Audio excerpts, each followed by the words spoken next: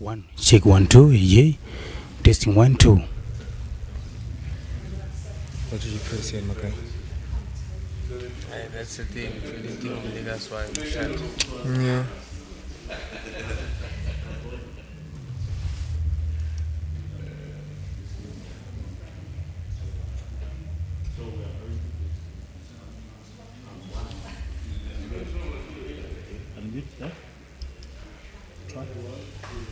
Testing. Testing.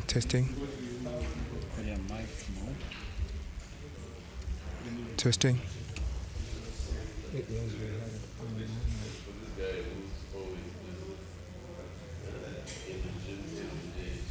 Testing.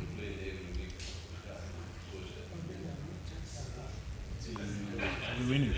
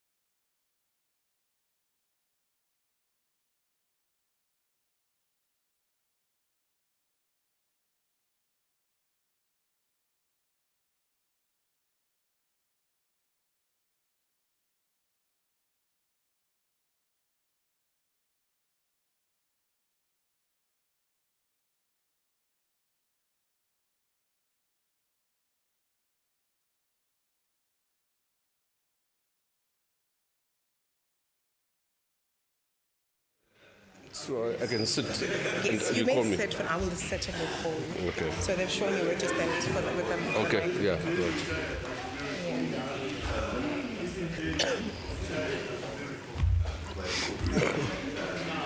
Are you on Wi-Fi in this room? No. I am. Though the guest one seems to not be working properly. Is it? Yeah. So I used my employer's.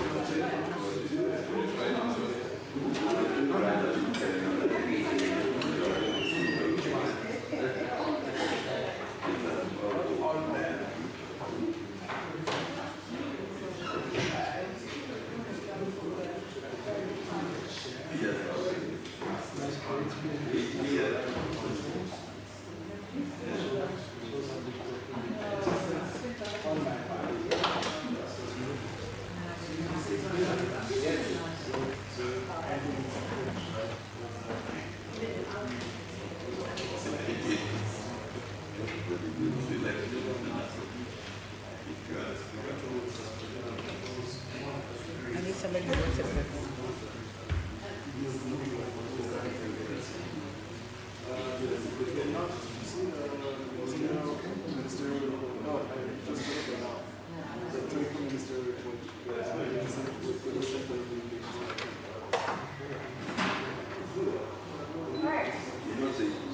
Very famous. Milan. Evening. I'll tell you what we said about the election. Welcome, evening, the outfits to the room. Oh, the youth league in the room. Young people, everybody who's joining virtually, we'd like to welcome you to this wonderful public lecture, basically offered by the Oliver Tambo I'm thinking another organization. The Oliver Tambo School of Leadership, public lecture, and I'll be your program director for the next 2 hours. And I'm hoping that we're going to collectively engage in a robust conversation about democracy in the Southern African region. But before we begin, I'd like to share some fun facts. According to the SADC calendar, 2024 is going to be a very, very busy year for Southern Africa. Botswana, Madagascar, Mauritius, South Africa, Namibia, Malawi, and Mozambique will be electing their national assemblies next year. Eswatini, as we know, will be electing their parliamentary leaders tomorrow. Of course, there remains heated debates about democratization in Africa's monarchy. We shall see what the outcome of tomorrow, especially for those who vehemently believe in the divinity of democracy as a form of governance. I say this considering the growing trends in the dissatisfaction for democracy across African countries and other parts of the world. As we're all aware, all around the world, democracies are in crisis. The recent public poll by the University of Chicago found that the majority of Americans are unhappy with their democracy, stating that 74% of Americans felt that things are not going well in their country. There's, of course, another sort of noted democratic decline in Europe, which manifested in Spain's downgrade as being a full democracy to a flawed democracy in 2021. According to the International Institute for Democracy and Electoral Assistance, almost half of all democracies in Europe have suffered erosion in the past 5 years, with 46% of high-performing democracies have also noted a particular backslide. Now, bringing us closer to home in the African continent, Afrobarometer surveys that was administered in 28 African countries noted that nearly 38% of Africans are satisfied with the way democracy works in Africa. The so-called longest standing democracies in Africa, namely Botswana, South Africa, Ghana, and Namibia, are showing declines in satisfaction for democracy. South Africans' support for democracy has also dropped, according to Afrobarometer, by 32% to 40% in terms of their satisfaction. Botswana recorded 30% of satisfaction in democracy, while only 51% of Ghanaians are satisfied with democracy. Surely there's something wrong. If not all It is not all glory and gloom in this short segment of Democratic News tonight. The Democratic Republic of Congo, which is set to host its presidential elections later this year, it is said to have a very vibrant democracy, right? News reports have already accused the incumbent party for cracking down the opposition. Electoral reforms are declared unfair. The country's electoral commission is put into question. As for South Africa, the country has also had its fair share of court cases linked to electoral reform. In Zimbabwe, the opposition rejected the results, stating that there are a number of reasons that have been echoed in various media platforms. So, the primary objective of this particular public lecture is to engage all of us in a provoking discussion on the current state of democracy in the SADC region while analyzing specific context of Zimbabwe's national elections. We are honored to have Dr. Ibbo Mandaza, who will draw from his extensive research and experience as a way of shedding light on the key issues, challenges, and prospects for democracy in this important part of the continent. But before we have Ndade Mandaza come to the fore, I'd like to welcome Ndade David Masondo, who is the principal of the Tambo School of Leadership, to say a few words, and then we'll then proceed with Ndade Mandaza after. Thank you.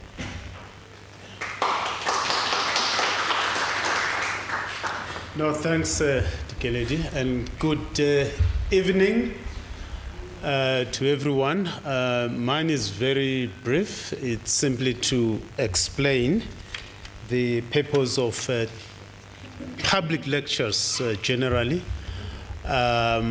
organized by Tambo School of Leadership. These lectures are part of lecture series that we organize as Tambo School of Leadership to engage the public on a whole range of things that we think are critical for public engagement.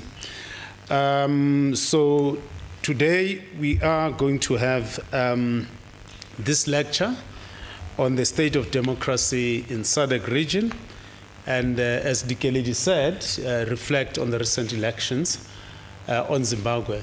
But you cannot understand these public lectures outside what we do as the school. So let me just spend about 2 minutes to explain what our Tambo School of Leadership is and what we do and why we do what we do and how.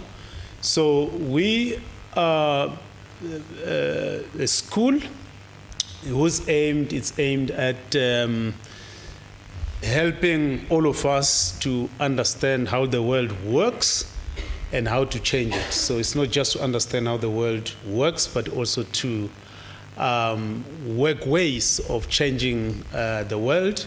And we do so through public education, political education. And our curriculum is divided into 3 areas. One is policy education, in which we pick up either an economic policy and teach or facilitate political education around particular policies, social policy, health policy, economic policy, language policy, and so on and so on. But we also take seriously the teachings of facilitating political education around organizational skills, how to write minutes, things that we take for granted, how to chair a meeting, how to solve conflict. And the third area of our curriculum is what we call strategic courses. We've got 13, or we've been assigned to develop 13 courses by our board. These strategic courses range from introduction to economics, the position of Africa in the global economy, gender, the state, stating of them. And so far we have put together 9 courses in which we have both the study guide and the facilitator's guide. And many of our facilitators are drawn from universities, are drawn from the veterans of our movement who've been engaged in political education in different ways. So there's a few courses that we still need to develop. And one of them, it's the dilemmas of former liberation movements in power. So that's a cause that we're working on. And we're looking forward, Prof, to work with you on this course. And I see Mr. Mwelitzimbeki as well is here. We're definitely going to draw on your experience in putting together this course, because the two of you specifically, you've written a lot on this subject, on the dilemmas of the liberation movements in power, because sometimes in South Africa, we've got this exceptionalism in everything that we do or we see. We don't learn from other people who have gone through some of the challenges, problems that we basically have. Some of them, they've resolved those problems progressively, some of them not. And I think, because the way we develop these courses, we rely on these subject experts who guide on the content, and we've got technical people who put together these courses around learning objectives, learning activities, but the content, we rely largely on subject experts. So today won't be the last time. We've been inviting you, Prof, to, it's not for the first time that we ask you to come and address the platform of ORTSoL, and it won't be the end. And we are looking forward to engaging you more beyond public lectures, but also helping us in designing the courses. Let me end it here and also acknowledge the board members of ORTSoL School of Leadership who are present here, and the leadership of COSATU and the Alliance as a whole, including the youth movement. If you see young people, Prof, coming in their numbers the next 30 minutes or 45 minutes, don't think that they're coming to disrupt you. They've got their public meetings, is vet students by and large. They've got their public meeting, though they said their meeting is taking a little bit longer, but they'll be joining us. So in an event, they come here in their numbers. I know you're a brave man, but don't get distracted and think that they're coming to disrupt you. Thank you, Dikeleti.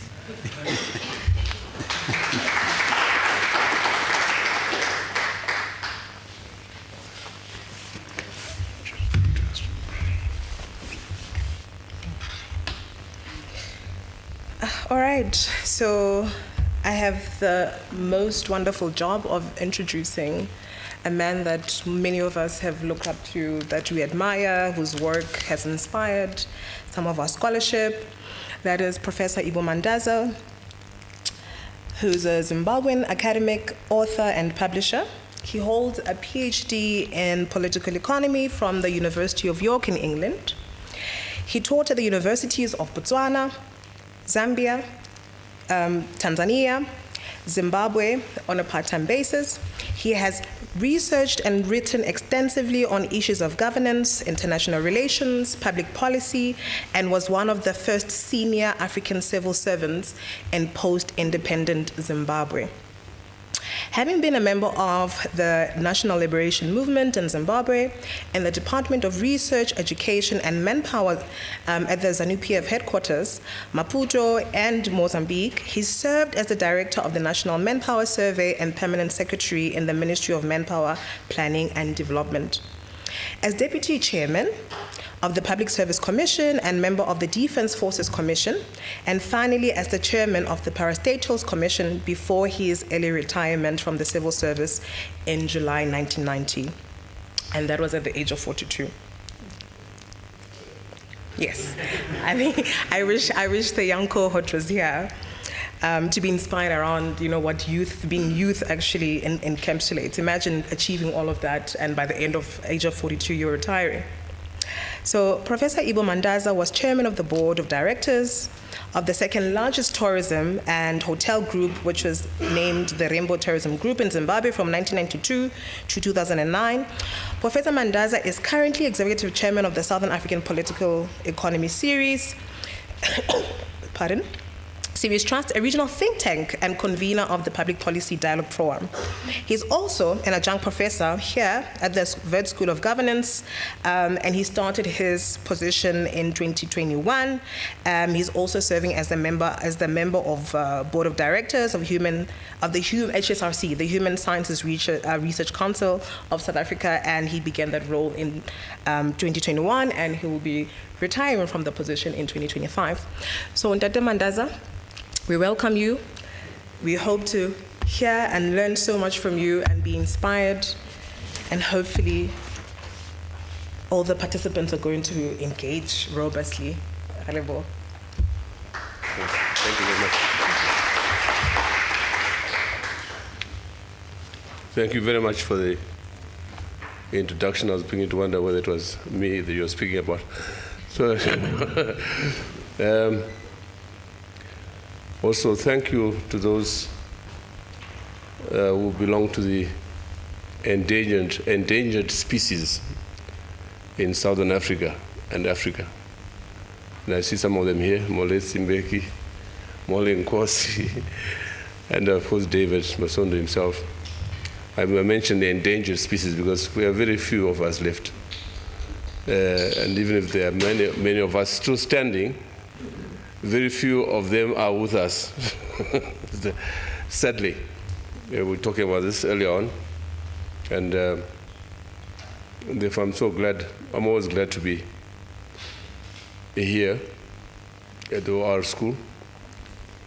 If also because OR Tambo, for you much younger than ourselves, OR Tambo was one of the greatest Africans that this continent has ever produced. And some of us were honored and privileged to have known him, that giant. And it was in that context that my lecture tonight is bound to touch upon. I've been asked to look at the state of democracy in the SADC region. And I decided that instead of looking broadly at the region, in which the issue of democracy is self-evident, if you can talk of democracy, I thought we should focus on Zimbabwe. And I think that was the purpose of the title that David and his team gave me. Very timely because the elections were held just a few weeks ago, and just yesterday, the SADC Troika met at last. I'll just send you a copy of the communique. So, the first part of my lecture is the context, which is the legacy of OR Tambo. 3 weeks ago today, this lecture was unceremoniously cancelled by the Secretary General of the African National Congress, Fikile Mbalula. In an email letter on 6 September, a day before the scheduled lecture, Mbalula directed the head of the school, David Masondo, that the lecture should not proceed on Thursday, 7 September 2023, end of quote. The correspondence was copied to Comrade Motlanthe, the chairperson of the board of the OR Tambo School of Leadership. Significantly, Mbalula was writing out of Harare, where he had accompanied President Cyril Ramaphosa from Mnangagwa's inauguration on 4th September. And so while Ramaphosa returned to South Africa soon after the inauguration ceremony, Mbalula and his entourage extended their stay for discussions with their ZANU-PF counterparts. Speculation is rife as to the nature of the meetings between the two former liberation movements, with reference to, quote, checkbook diplomacy, end of quote, about which we'll soon know more. You've heard of it before? Checkbook diplomacy. Yeah, Molly? But Mbalula's email letter suggested that the discussions included the subject of the messy election in Zimbabwe on 23rd August 2023. And so, I quote the sentence that was suggestive of the ANC being engaged with the crisis in Zimbabwe. I quote from Mbalula's letter: "At this moment, the leadership of the ANC is engaged in a number of delicate engagements regarding the situation in Zimbabwe. In this context, a public lecture at this time on what is clearly an ANC platform would complicate these initiatives. We invite you, David, to engage with us further on the detail of these matters and the possibility of the lecture being held in future in a different format and on a different platform," end of quote. I'm not sure, though I remain as suspicious at the reference to a different format on a different platform. Whatever the import of these words, it is clear that David Masondo and his comrades stuck to their guns, postponing the lecture as they have done, with the same title, the same format, the same platform. I am therefore pleased to be here as part of the assertion of academic freedom and a large response to those in our midst who dare try to muzzle the few corridors of intellectual and ideological discourse such as this school. For these corridors are few in post-liberation Southern Africa. In this regard, let me quote from one of the many comrades at home and across the diaspora who were outraged at Mbalula's email letter, which, thanks to social media, had gone viral within hours of the dispatch from Harare. Apologies, David, if I'm inadvertently betraying confidences, but a mutual comrade confided in me, and I'm likewise confiding in my audience appropriately. I quote, "Good evening, Comrade David. I hope this message doesn't offend you. At any rate, I would strongly encourage you to stand fast against any interference with the OR school's total autonomy and power to decide who to invite to speak on any subject your institution deems appropriate. Any abdication of this principle would be a betrayal of the principles OR lived for and upheld. It is your board's responsibility to uphold this cardinal principle," end of quote. The author of this has agreed that I can disclose his name, Mavuso Msimang, Comrade Mavuso Msimang. I want to add here how critical, indeed most legitimate, that more and more of those of us who are from the ranks of the former liberation movements stand up and be counted to inspire the younger generation, keep the flame of liberation alive, and remain a thorn in the flesh of those amongst us who have since gone rogue and constitute an embarrassment to the history and objectives of the liberation struggle. Yes, who will dare shut us up, comrades?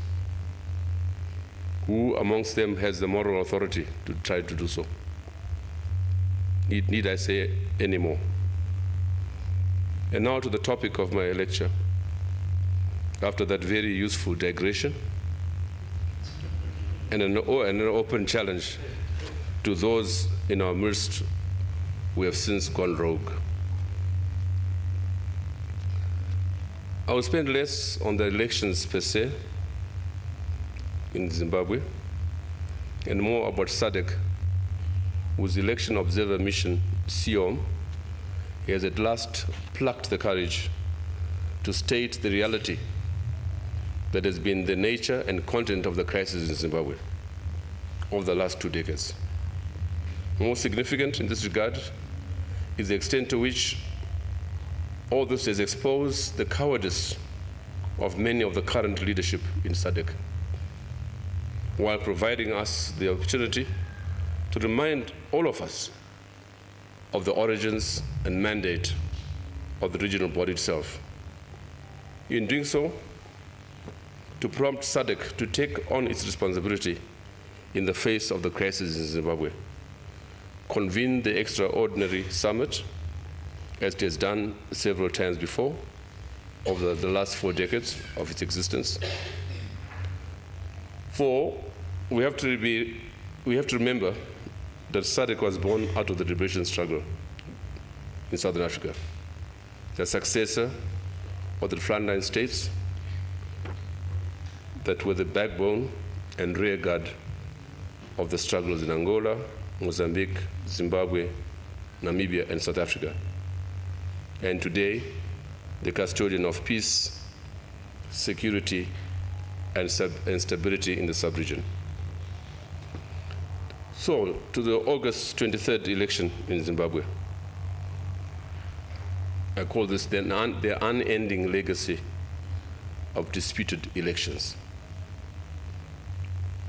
Understandably, the SADC Election Observer Mission report on the 23rd of August, harmonized elections in Zimbabwe, has taken center stage and refuses to go away.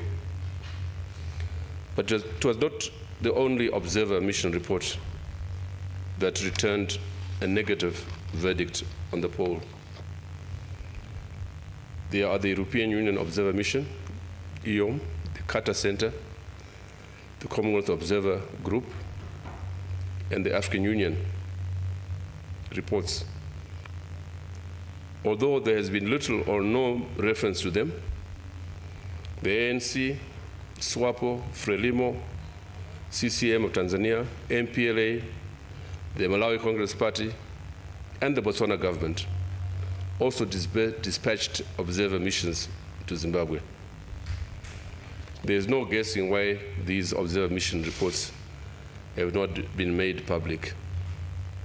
But significantly, not one of them has contradicted the import. None of them has contradicted the import of the SIOM report, which has clearly left the authorities in Harare embarrassed and wounded, while most of the SADC member states, and indeed the AU generally, appear to have acknowledged its findings by neither congratulating Mnangagwa nor attending his inauguration. President Ramaphosa, in particular, has made some clumsy statements on the subject. At the risk, to quote an observer on social media, of, quote, breaking the rules of procedure and undermining the authority of SADC by taking a position on the Zimbabwean issue before the region decides at the summit, end of quote. In this regard, sections of the media have caricatured Ramaphosa's position on Zimbabwe.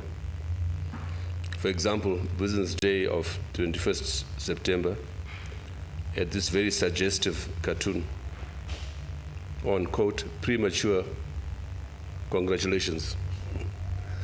I almost got it wrong.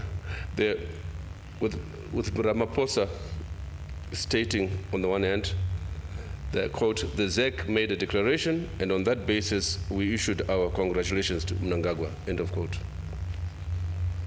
And on the other side of it, this, quote, this just in, the EU to withdraw 5 million financial aid to the Zimbabwe Electoral Commission due to election irregularities and lack of transparency, end of quote.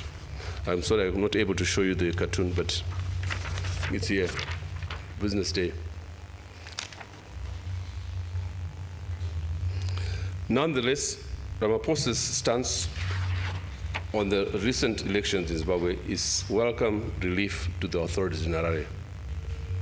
Not least his comments that no election is perfect, nor without challenges.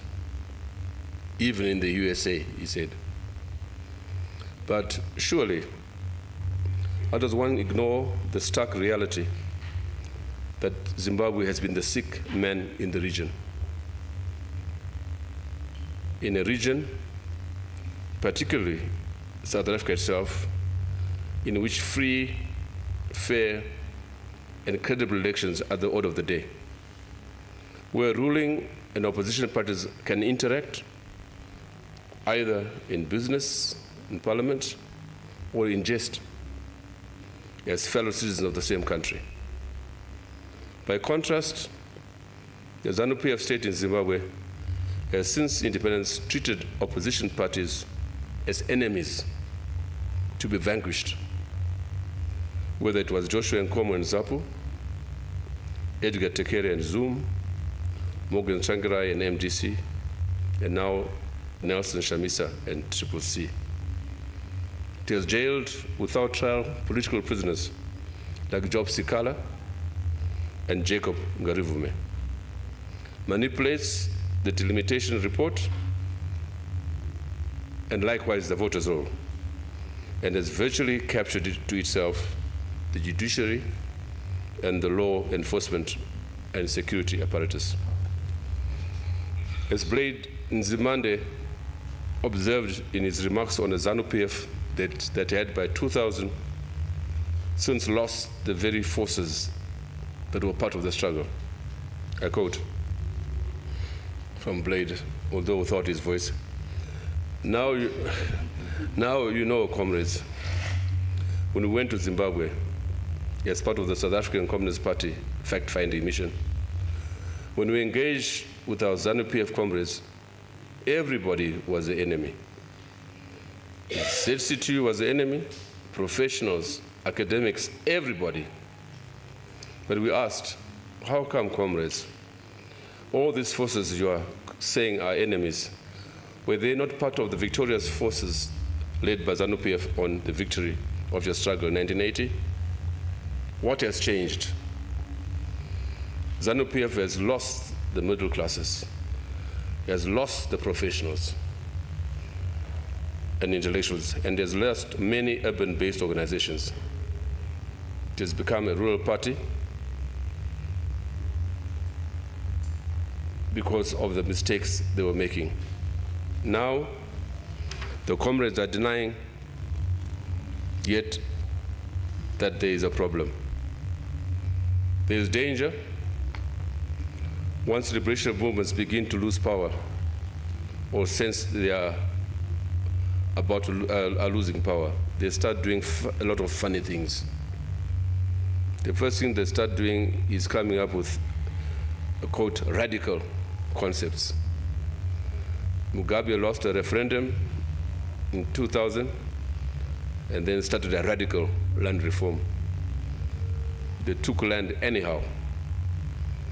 And if they do not succeed, they unleash the security forces on the population, end of quote.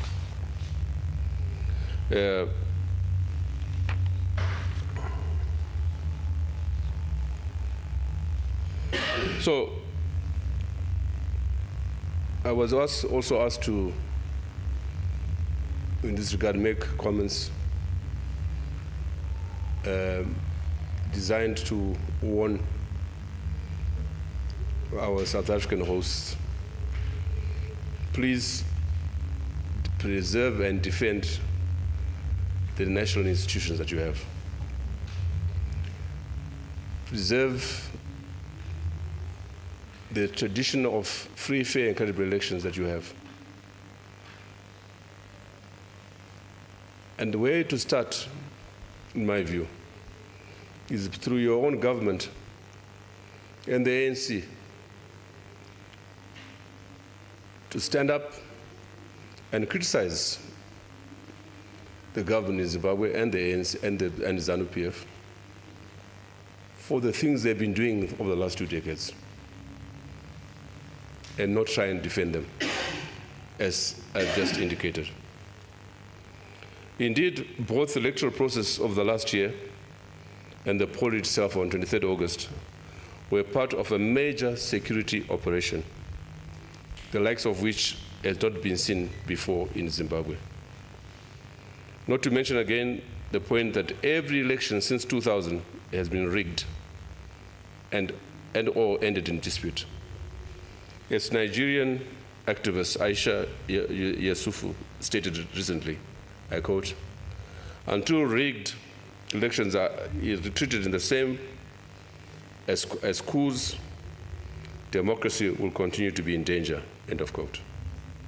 Clearly, the 23rd August 23 election is in serious dispute and joins a series of coups, not excluding the military one of November 2017. This is the very antithesis of democracy itself and renders the electoral process farcical, a mere mechanism through which the securocrat state seeks to renew its illegitimate mandate, especially and significantly with respect to the presidential poll. As we have pointed out before, by all accounts, Robert Mugabe lost to Morgan Tsvangirai in the presidential polls of 2002, 2008, and 2013. Closer scrutiny of the 2018 elections would appear to confirm the view of a number of analysts that Emmerson Mnangagwa likewise lost to Nelson Chamisa. The security operation, including the deployment of the shadowy FAS and the calculated delay in the supply of ballot papers in Harare and Bulawayo on polling day, with many polling stations securing these well into the night of 23rd August, and even on the following day, 24th of August. Have you ever seen that? The rural areas all had the ballot papers in time. Harare and Bulawayo didn't get their ballot papers until late into the night. And it's no guessing how many people would have been disenfranchised. And you can understand why, in terms of the rigging objectives.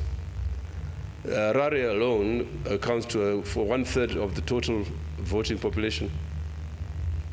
So a disruption of the capital city would have been enough to achieve the purpose for which that was being done. I mean, we are now learning that the rigging was done mostly in the CCC strongholds, in the opposition strongholds. Precisely in the areas where the CCC won is where the rigging was done most. Smart guys.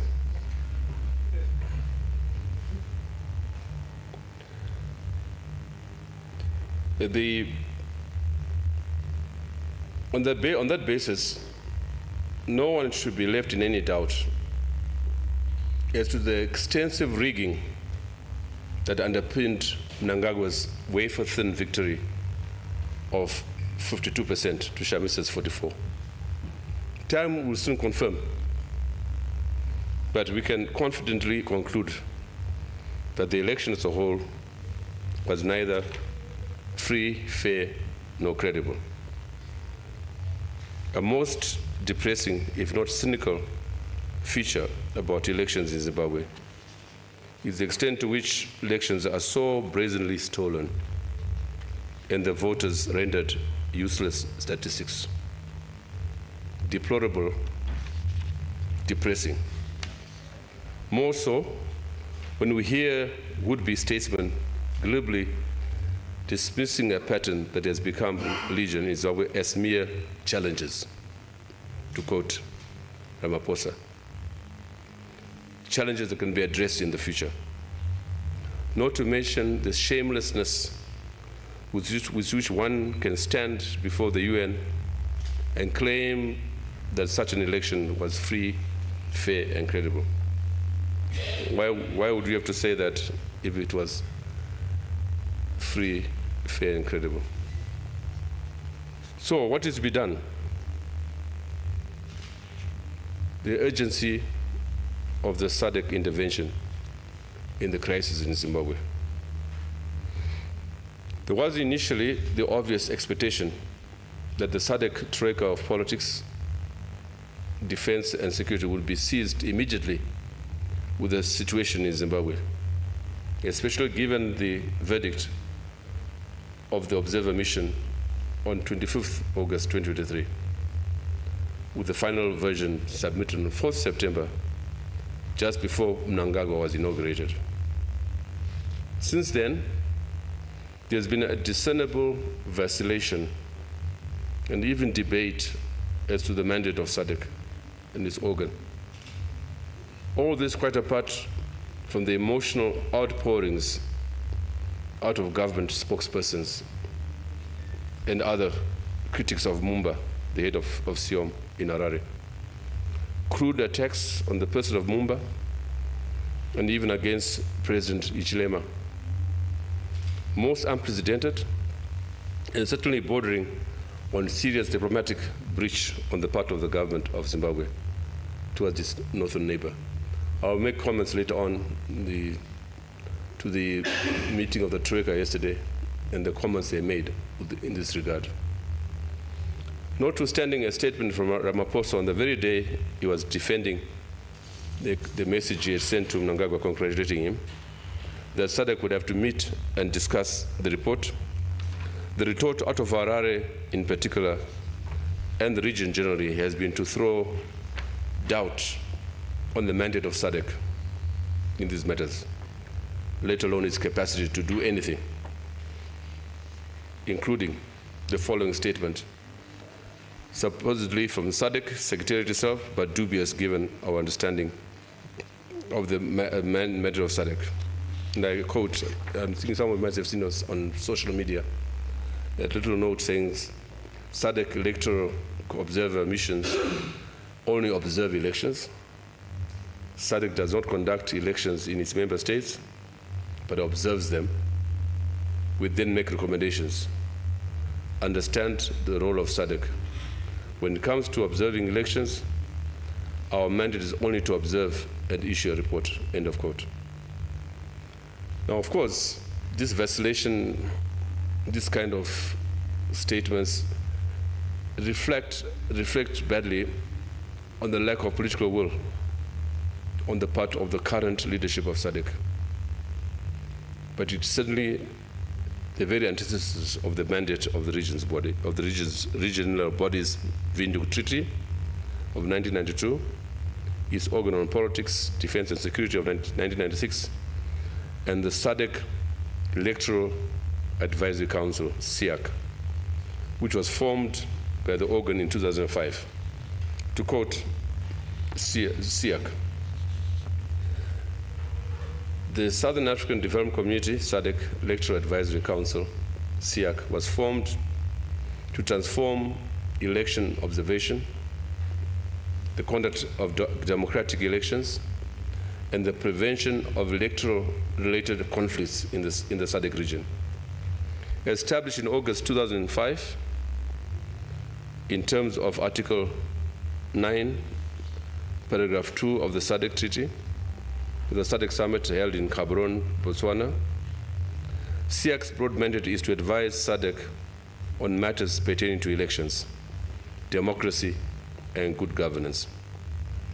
The overall objective of SADC is to contribute to the prevention of electoral-related conflict in the SADC region through the design and implementation of a conflict prevention strategy focused on each stage of the electoral cycle that outlines the specific contribution of SADC. The proposal to establish SADC resulted from a stakeholder workshop convened by the SADC Secretariat in Lesotho in 2004, where stakeholders recommended that SADC form a mechanism that would not only guarantee the implementation of the SADC principles and guidelines governing democratic elections, but also strengthen the capacities of electoral management bodies and facilitate the work of the SADC electoral observer missions. Following a comprehensive assessment of the workshop recommendations, the Ministerial Committee of the Organ on Politics, Defense and Security recommended to the Heads of State Summit the formation of SADC. After SADC's formation in 2005, the Ministerial Committee adopted SADC structures, rules, and procedures in March 2009, and SADC was officially established in August 2010 at Maputo, Mozambique, and inaugurated on 13th April 2011 in Gaborone, Botswana. According to the SADC structures, rules, and procedures, the main objective of SADC shall be to advise SADC through the Ministerial Committee on issues pertaining to elections and the enhancement of democracy and good governance. In addition to its main objective, the specific objectives of SADC are: 1, to urge and encourage SADC member states to adhere to the principles and guidelines governing democratic elections. 2, to encourage SADC member states to adhere to international best practices whenever they are holding elections. 3, to advise SADC member states on strategies and issues to enhance and consolidate capacity of member states with respect to elections. And lastly, to encourage SADC member states to uphold and respect the independence and autonomy of electoral management bodies. End of quote. I've quoted SADC at length just to remind ourselves that there are rules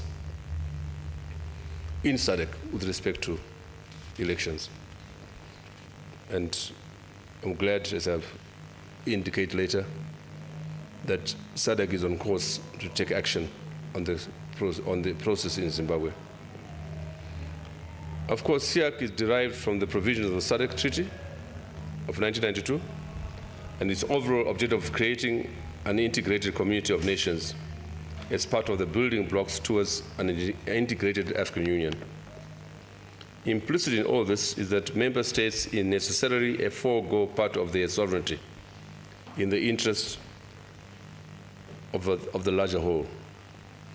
But those of us who were charged in 1996 with the responsibility to draft the protocols of the Organ on Politics, Defense and Security were informed by these ideals of regional and continental unity and the quest for a common foreign policy through which to prevent conflict, promote peace and stability, and, if necessary, attend to and deal with an errant member state.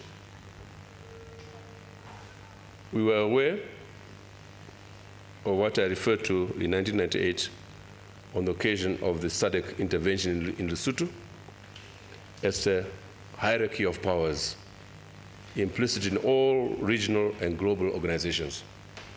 This is the extent to which some member states therein wield more power than others, tend to be politically and economically hegemonic in a given region, or lend themselves into the so-called permanent members of the UN Security Council, namely USA, China, Russia, Britain, and France. In short, there's always been the implicit acknowledgement that South Africa is the hegemon in SADC. Of course, Zimbabwe, particularly under Mugabe, who tried to challenge Mandela as the obvious giant that he was, he has always tried to play the card of precedence or seniority, as the case may be. It was this untidy relationship between Mugabe and Mandela, especially over the crisis in DRC in 1998, that led to the Defense Pact signed on 31st July 1998, sponsored by Zimbabwe and including the three other members, namely Angola, who were very irked and perturbed at Mandela's hosting of Savimbi in Pretoria, Namibia, and the DRC itself. Suffice to state that the Defense Pact, although designed within the ambit of the SADC organ on politics, defense, and security in 1996, nevertheless constituted a serious threat to SADC. I don't know how many of you remember this incident. At least to the extent to which it was meant to warn Mandela,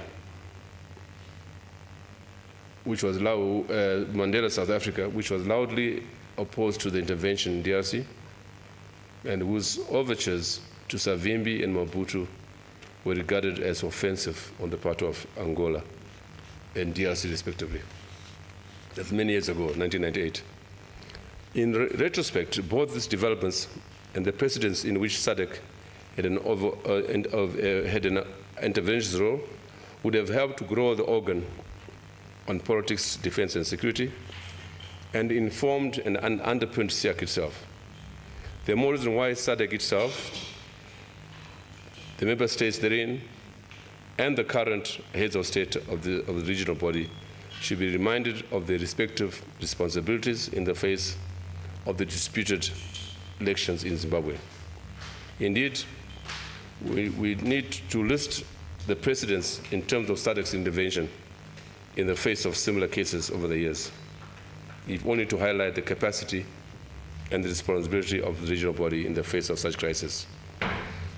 First of all, SADC was responsible in the center of the final phase of the struggles of Namibia and South Africa.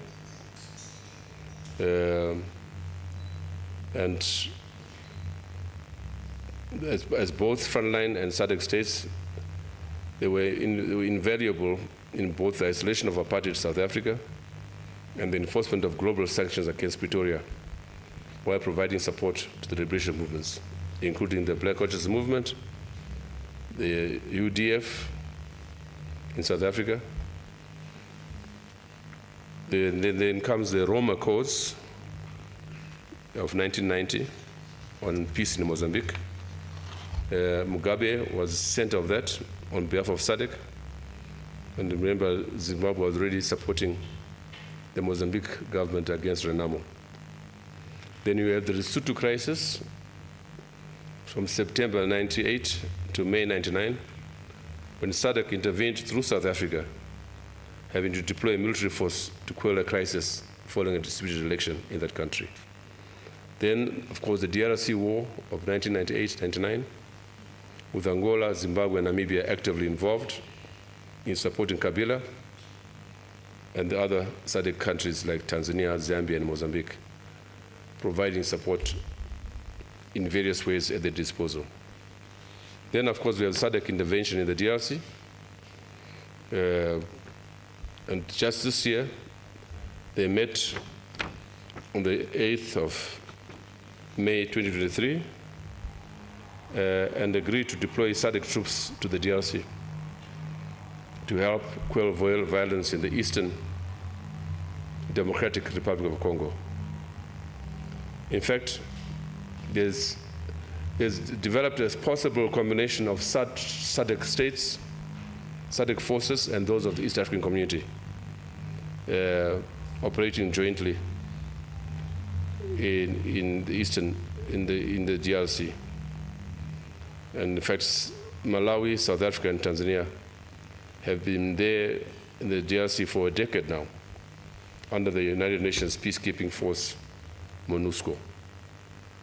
Following a meeting of the SADC Troika on politics, defense, and security on 8th May 23, And again, on 11th July 2023, SADC approved the mandate, legal and operational instruments for the deployment of SADC mission to DRC.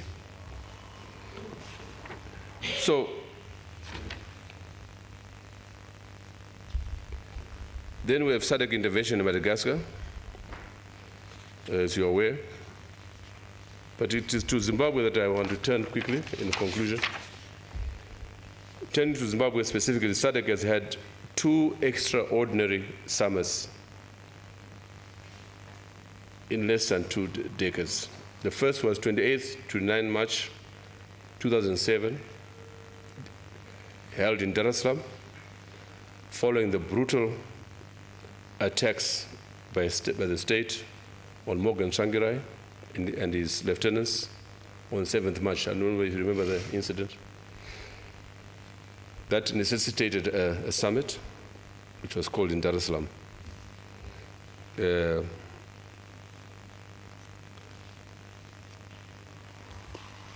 Because the region was so incensed at such barbaric behavior that the summit mandated President Thabo Mbeki of South Africa to continue to facilitate dialogue between the opposition MDC and Mugabe's government and report periodically to the Troika.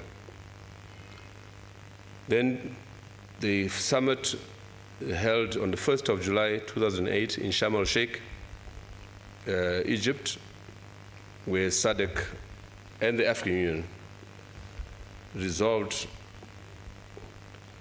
that the disputed election should be resolved through a GNU. And I read part of the summit. 1, to encourage Mugabe and Tsvangirai to honor their commitment to institute dialogue with a view to promoting peace, stability, democracy, and the reconciliation of the Zimbabwean people. To support the call for the creation of a government of national unity, to support the SADC facilitation, and to recommend that SADC mediation efforts should be continued in order to resolve the problems they are facing. In this regard, SADC should establish a mechanism on the ground in order to seize the momentum for a negotiated solution. To appeal to states and all parties concerned to refrain from any action that may negatively impact on the climate of dialogue. And in the spirit of SADC initiatives, the AU remains convinced that the people of Zimbabwe will be able to resolve their differences and work together once again as one nation, provided they receive undivided support from SADC, the AU, and the world at large.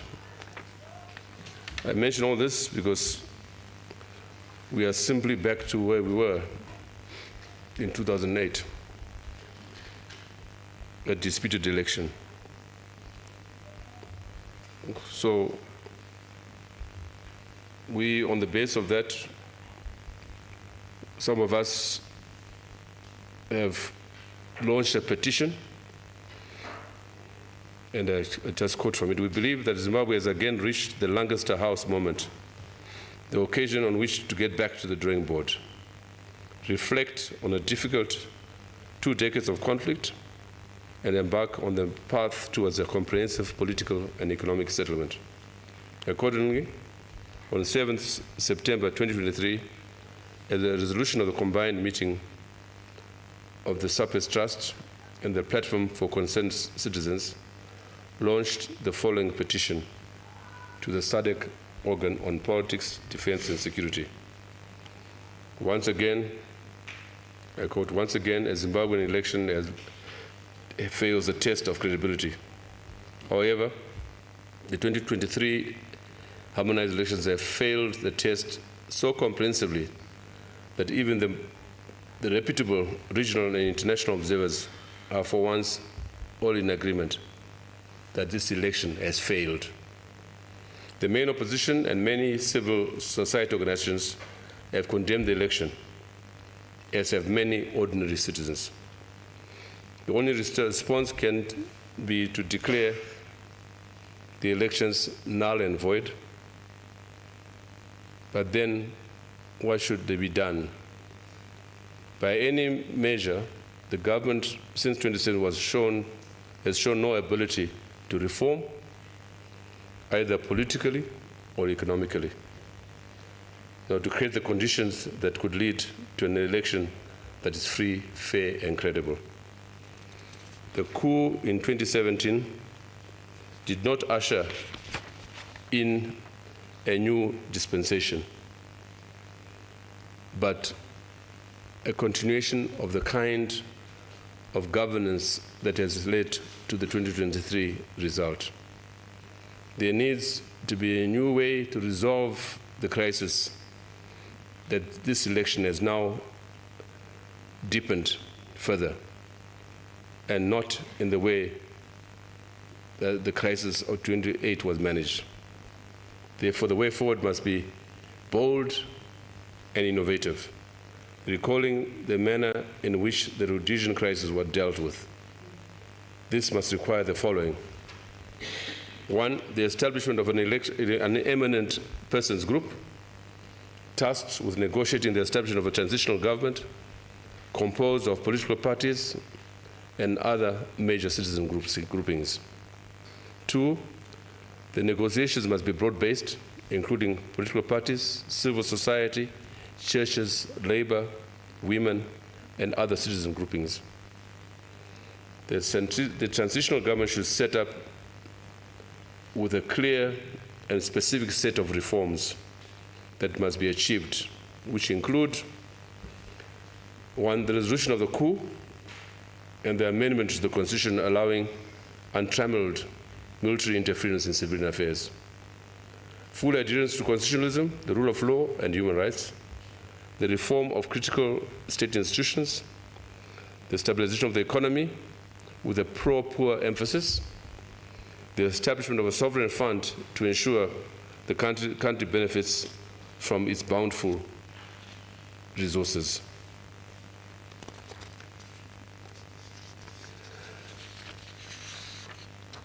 Complete overhaul of all the election machinery and legislation to ensure that the elections that follows the period of the transitional government will lead to an election that meets regional and international standards.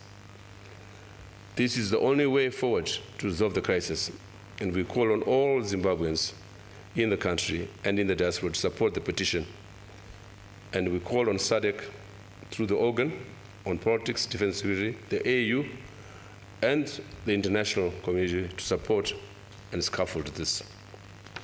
By September 2023, the petition had mobilized 80,000 signatures, with plans to officially elevate the document into the national program on the back of a meeting to be held next week, 5th August, in which the totality of civic society, trade unions, churches, professional, and other lobby groups at home and in the diaspora will press towards a comprehensive political and economic settlement in Zimbabwe.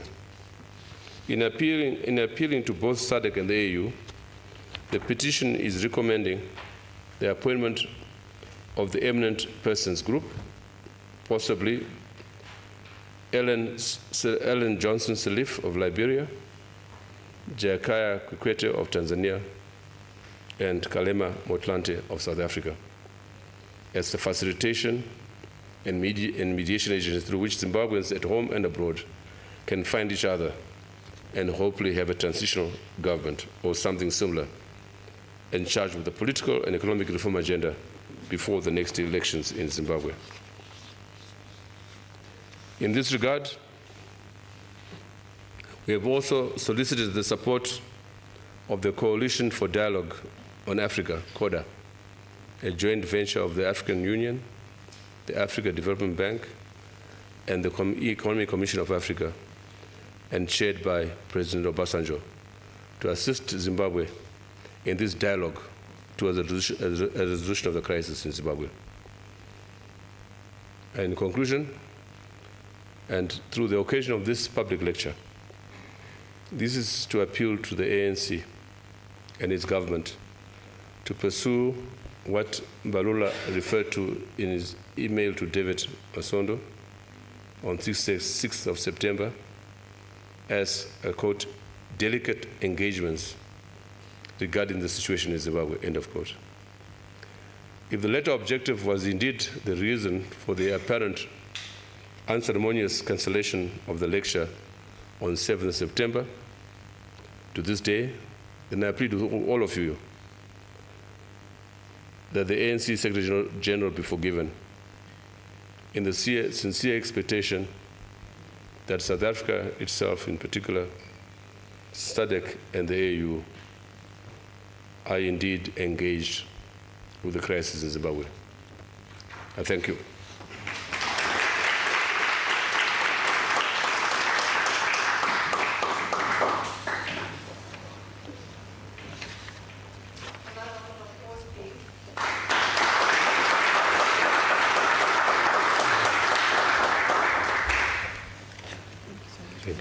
That's yours. Thank you. And this book too, for the school. Do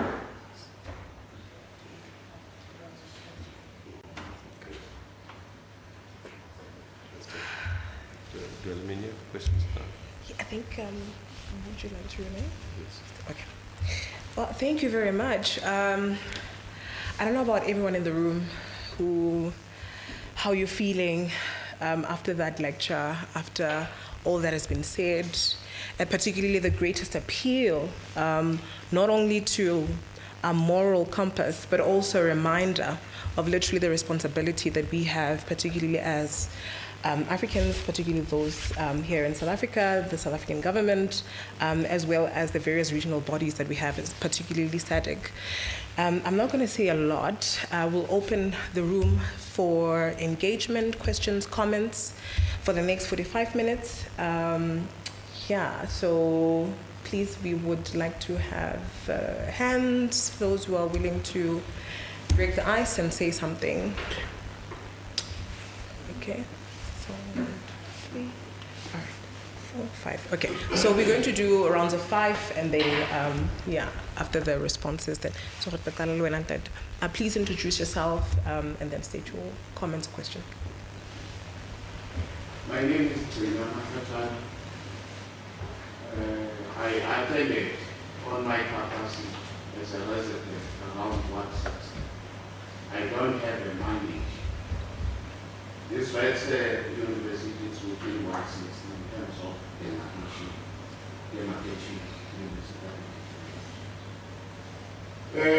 we hear the information that has been given us by Dr. Ibbo Mandaza. But one, as he is sitting here, we hear the rules and we understand the importance of international relations, especially as South Africans. But there are so many things that are disturbing about Zimbabwe. Because when the elections were held there in Zimbabwe, the majority of Zimbabweans were here in the country. That's a very serious area of concern. Because if we can compare ourselves when the African National Congress was still valid, not all of us went outside into exile. We fought here with stones facing the enemy, which was cleared by them, the apartheid system. But when it comes to the situation of Zimbabwe, majority of the people there seem to have given up in terms of the consistent elections that are taking place there. And they don't, majority of them, they don't even bother to be in their country during elections. While we understand the conditions under which they are living. And for sure, they are our neighbors. But even on citizens of the country, we believe on that people are the liberators of themselves. Let me just pause there. Thank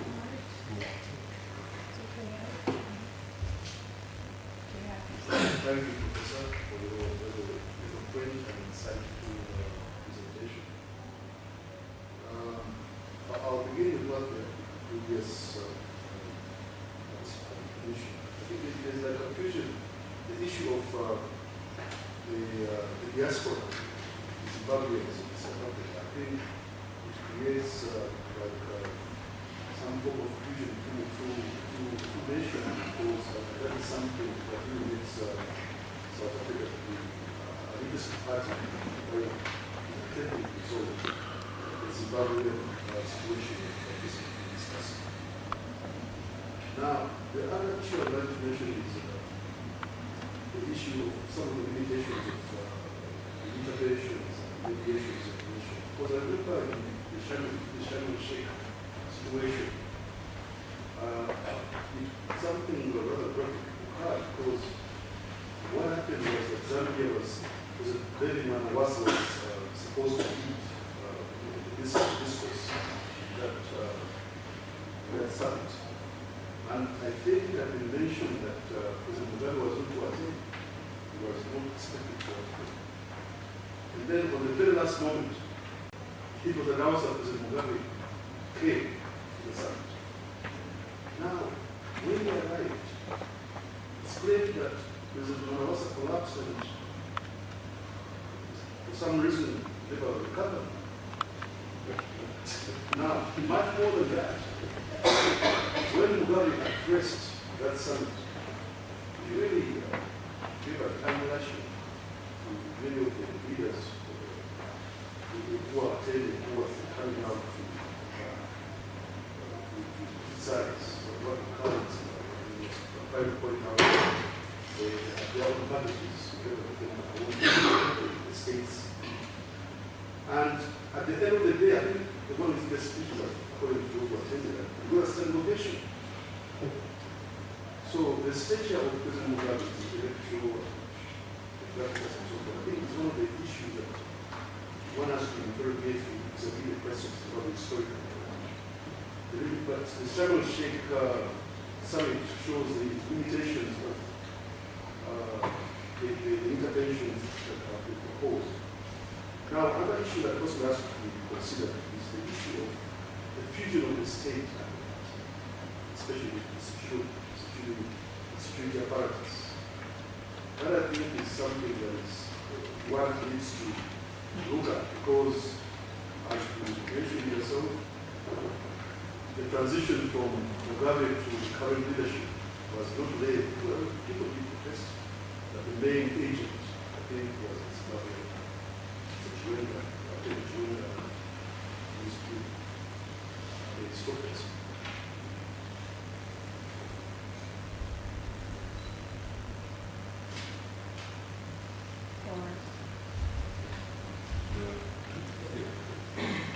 Thank you so much, bro, for such a wonderful lecture.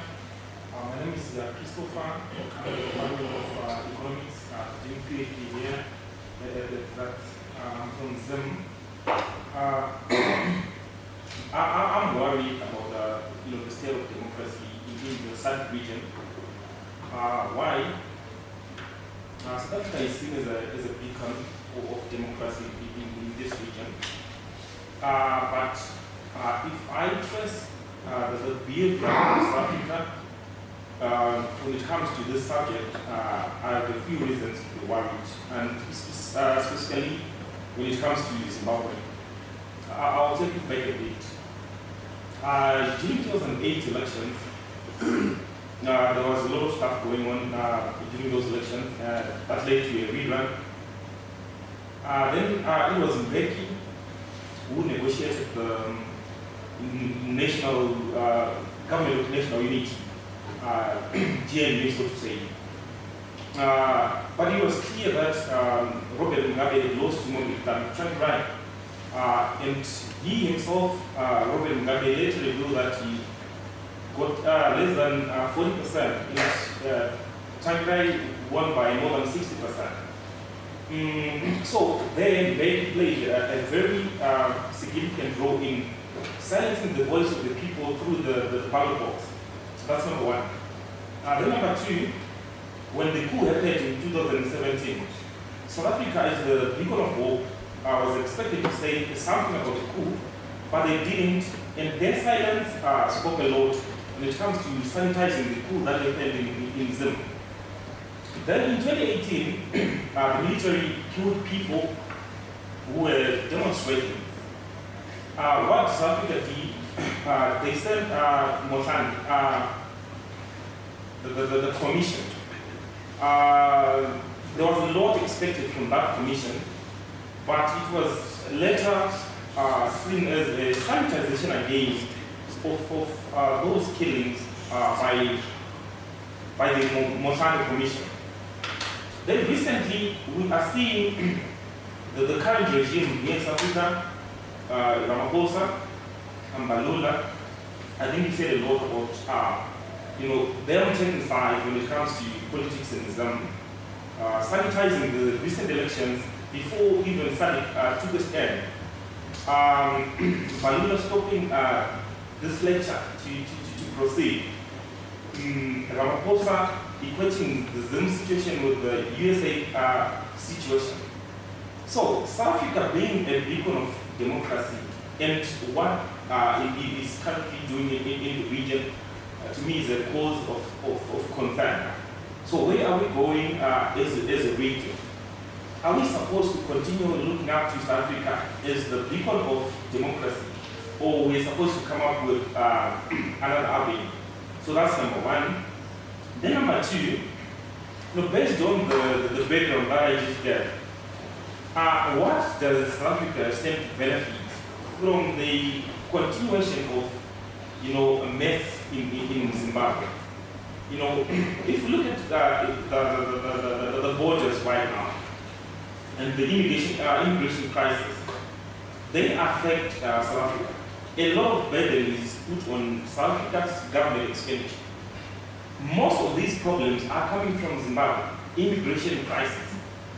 Illegal immigrations from Zimbabwe, they constitute more than 40% of immigrants who are in South Africa. But ANC keeps continuing supporting Zambia. So where do they benefit? Is it an individual benefit or is it a country benefit? So that's number two. Then number three. That's the last one. Sorry. Looking at the way forward, Mr. H.H. Chilema is very instrumental when it comes to the way forward. You have brought up a petition, and is one of the people who are expected to look into it.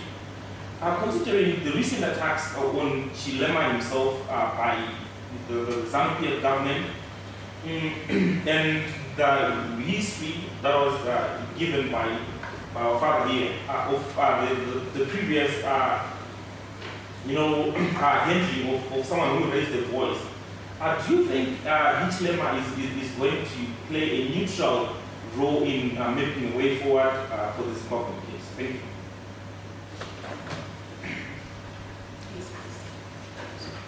So I'm just going back to the Thank you. My name is Tafara Ibbo Mandaza. I'm a Zimbabwean, and I went home to vote.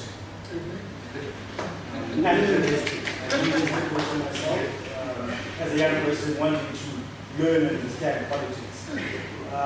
So my question is, so I have a legal background, so you go in Mr. Kenya, thank you, South Africa. How can we counter disinformation and misinformation, particularly when it comes to the mandate of SADC, vis-a-vis our constitution, the electoral laws, are in line with the SADC guidelines, and what Prof. Mandaza said, that the mandate of the SADC Guiding Council. So then my other question is, what can be done to counter this disinformation and misinformation, and how can we use regional and international laws together with our local laws to address the disputed elections, basing it on human rights?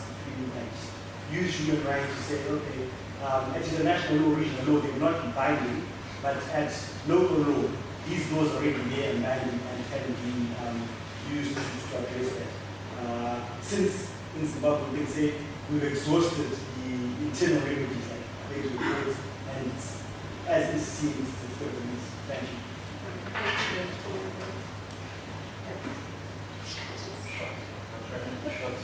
My name is Valentine Zimuna.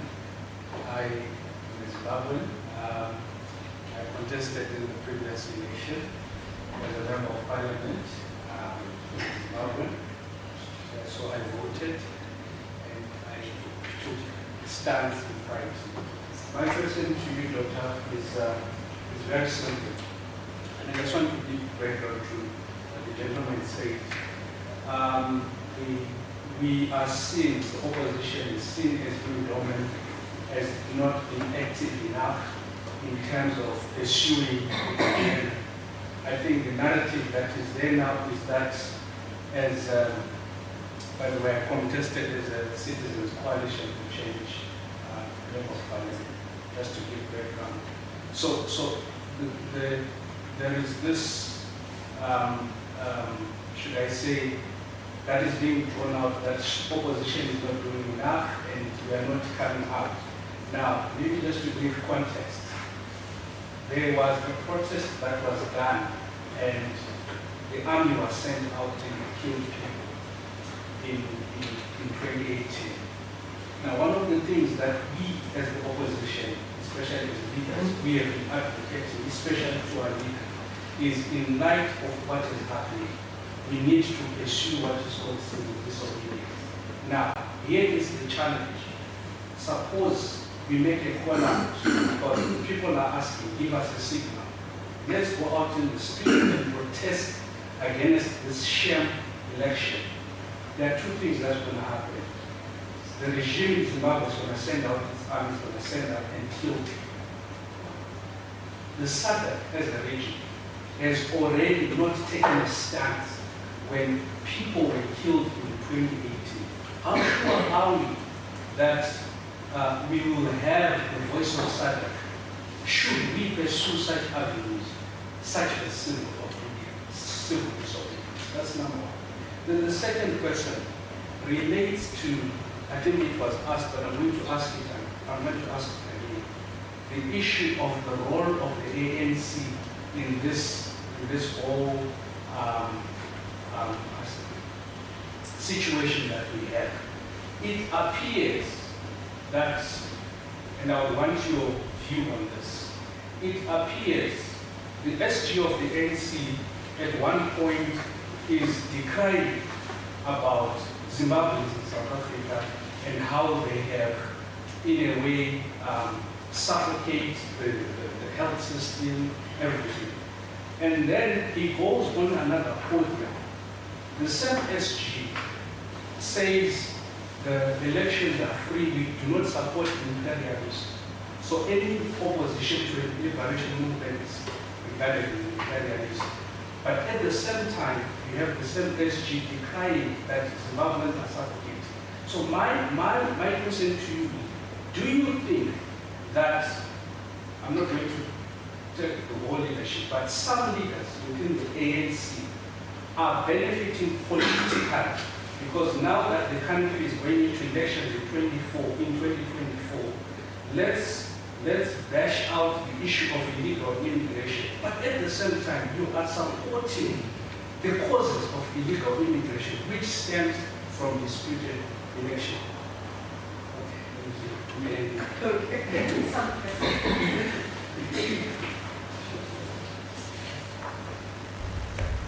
Well, I don't think there were many questions. I think there were many contributions.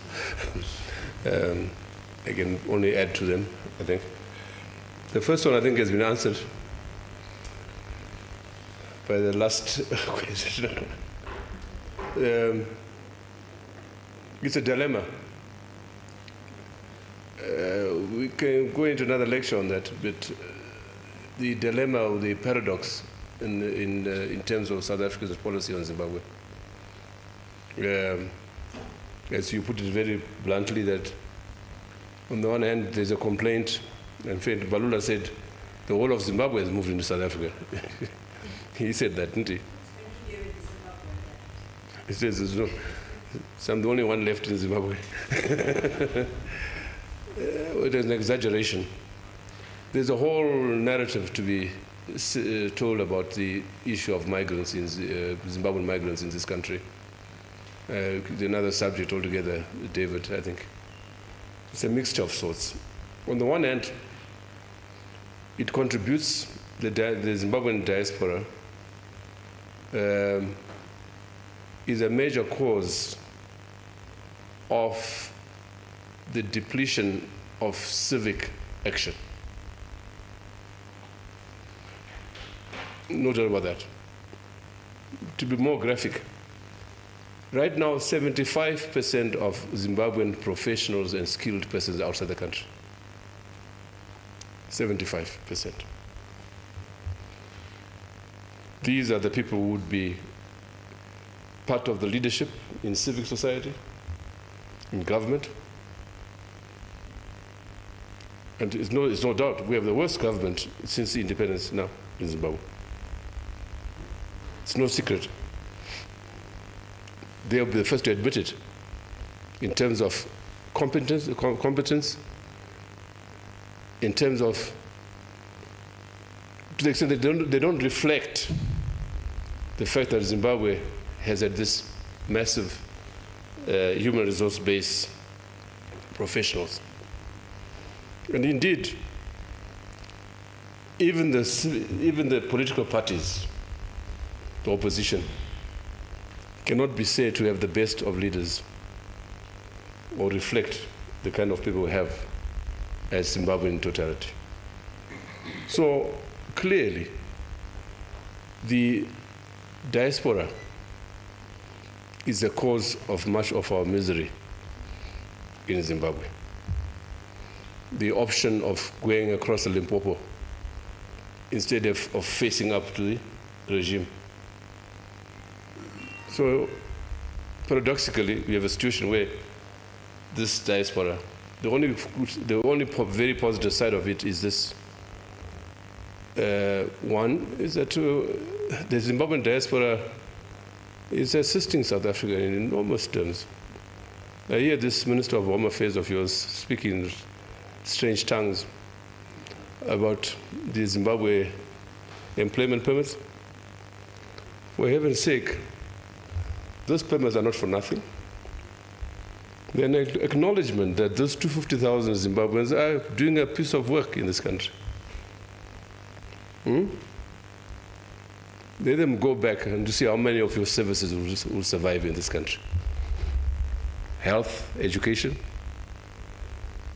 engineering.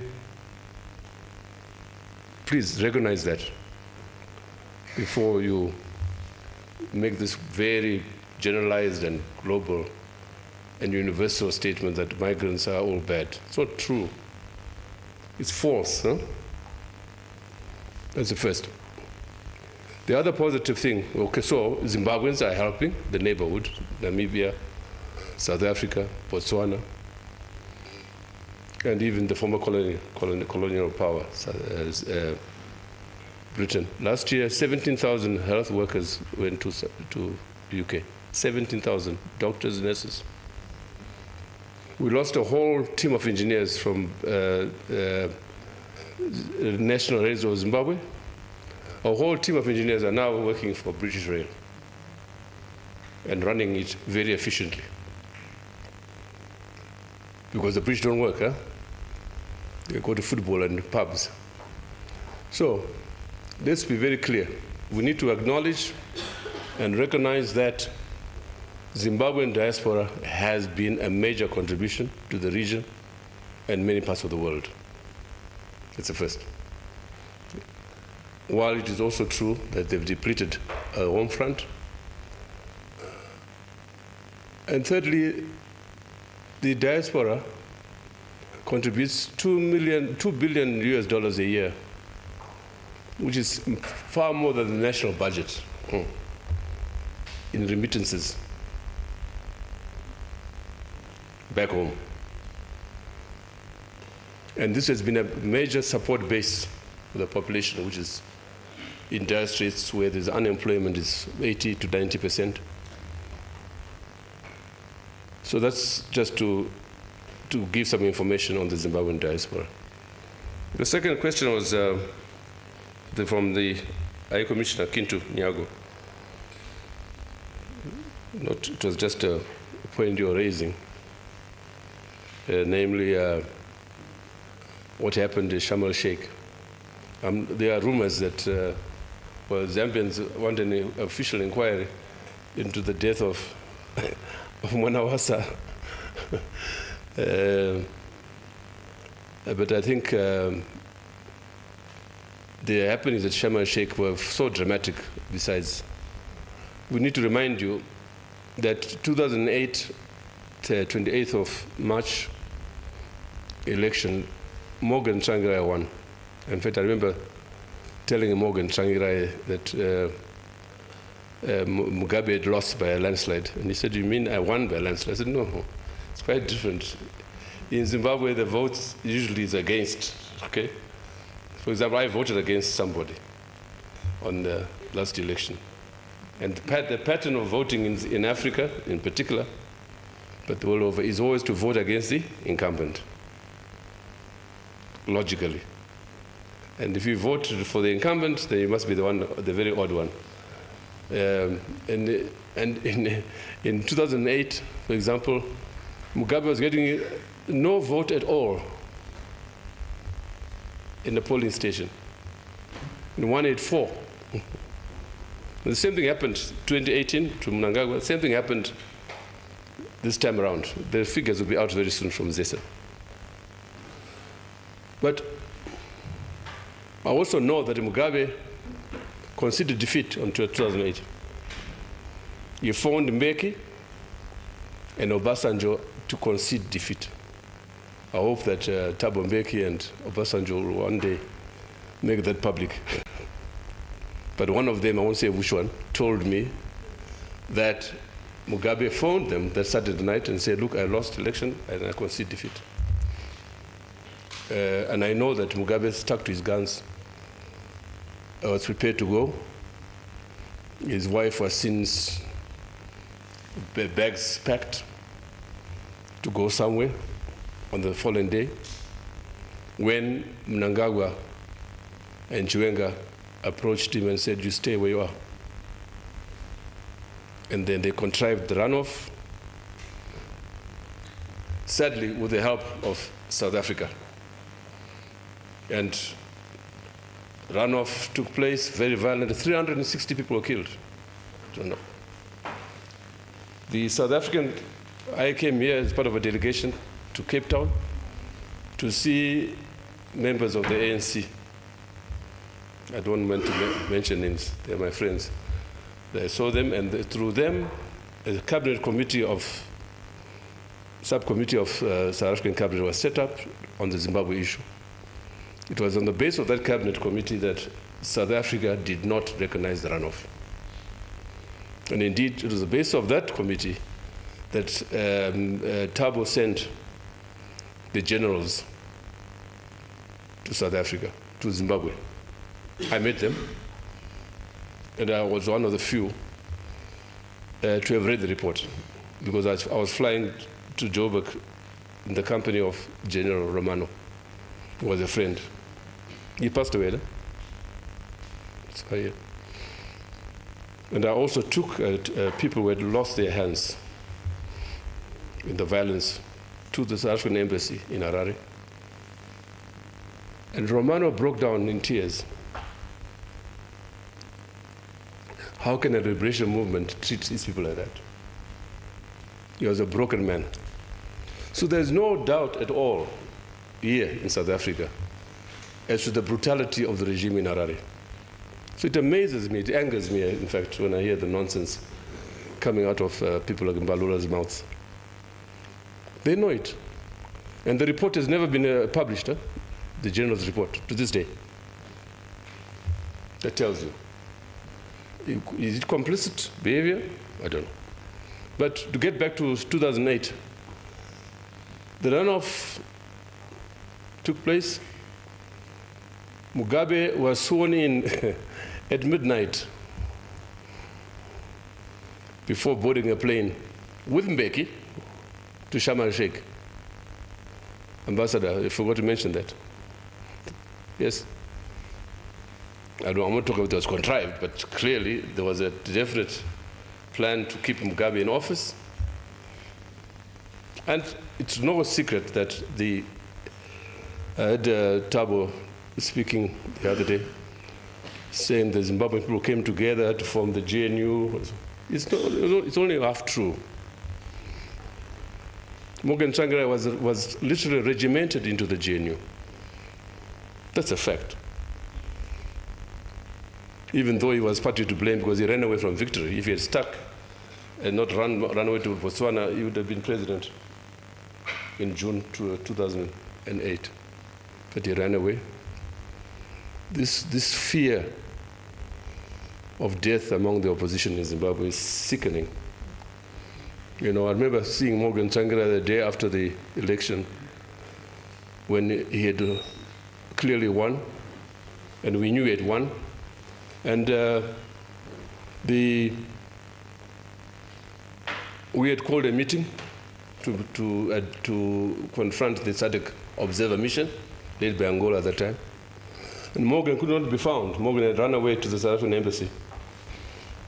So we had to phone the ambassador, a very close friend of ours, Makalima, and Makalima made Morgan available for the meeting. I took Morgan through Rainbow Towers, through the back entrance, and after the first flight of stairs, he stopped. He says, "Ibbo, aren't you scared?" I said, "Scared of what?" "Of being killed." I said, "Morgan, are you scared to be killed?" Huh? I took his hand and I ran up with him. I said, "Go and sit." We got to the meeting and he fell asleep in the meeting. And the next morning, he was off to Botswana. I had to come here to fetch Biti. Biti also ran away to Cape Town. So the whole opposition ran away to run away from victory. There's a problem with that opposition movement you're talking about. Serious problem of leadership. And therefore, to reference the last election, I have evidence that on the day of the poll, when it was discovered that this was a deliberate ploy to withhold the ballot papers, Shamisa was confronted by his colleagues and said, "Look, let's pull out of the election now. It's no use." And he refused. I've also been told that some of the leaders said, "Look, let's go on the streets." And he refused. So, we have a problem. People are scared to die. So, if you're a leader scared to die, then there's something wrong with you, to put it very humbly. Yeah, you must be prepared. If others were killed on the 1st of August, 2018. And when one of our discussions we had on the elections, the question was raised by someone that why is the SADC going on to the elections when they know that the conditions for free fair are not there? And someone stood up and said, "You know what? We must make a resolution here in this meeting that if, as is predictable, the elections will not be free, fair, and credible, if Shamisa, after insisting on going for elections, insists on people going on the street, he should go on the street on his own."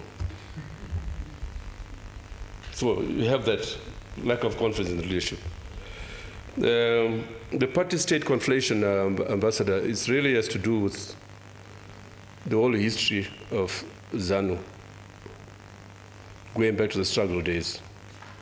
The extent to which militarism was the most dominant factor in the liberation struggle. Militarism as opposed to politics, which you don't have in the ANC, by the way. Although I think some of you wish you had that. But basically, the military has been far too dominant. The military security apparatus has always been dominant. In Mozambique, in our time, the most powerful person was Tongogara. I hear all kinds of theories that Tongara, this Tongara was the most powerful person there was. And no doubt what would have happened if he had survived into independence. You'd have a typically military state of the kind that you have now, if not worse. That's my personal view anyway. That the conflation of party-state is developed over time, but certainly since 2000, when the military has been involved in elections, all elections since 2000. The ZEC, the so-called election commission, is actually a security apparatus in essence. And this election, the last election, I mean, as I said in my lecture, it was a security operation. And you remember that FIRE was deployed in March. It funded $10 million US and deployed across the country in every community to regiment the population election day. So again, it's legion that the military, the security are involved in every election. And the region knows it. And when an election report, such as our last one, states the obvious, then you see anger in Harare and consternation in Pretoria. You see a whole president saying, no, the report, shouldn't have gone that far,